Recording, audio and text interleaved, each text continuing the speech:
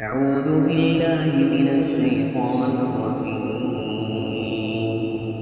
بسم الله الرحمن الرحيم. الرحمن علم القرآن خلق الإنسان علمه البيان. الشمس والقمر بحسبان والنجم والشجر يسجدان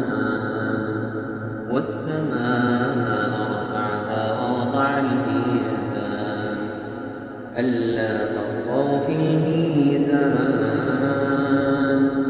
وأقيموا الوزن بالقسط ولا تخسروا الميزان والأرض وضعها فيها فاكهة والنخل ذات الأكمام والحب ذو العصف والريحان فبأي آلاء ربكما تكذبان خلق الإنسان من صلصال كالفخار وخلق الجان من مارج من نار فبأي آلاء ربكما تكذبان رب المشرقين ورب المغربين فبأي آلاء ربكما تكذبان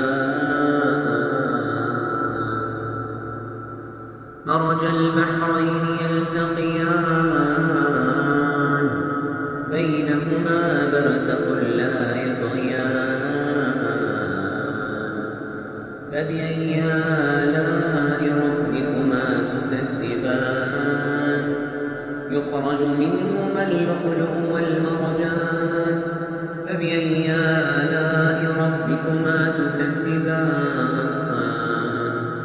وله الجوار المنشآت في البحر كالأعلام فبأي آلاء ربكما تكذبان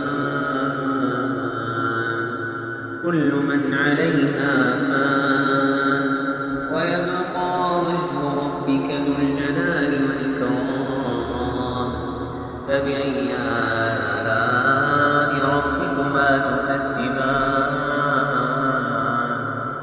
يسأله من في السماوات والأرض كل يوم هو في شأن فبأي آلاء ربكما تكذبان سنفرغ لكم أيها الثقلان فبأي آلاء ربكما تكذبان يا معشر الجن والإنس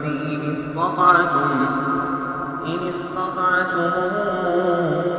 أن تنفذوا من أقطار السماوات والأرض فانفذوا لا تنفذون إلا بسلطان فبأي آلاء ربكما تكذبان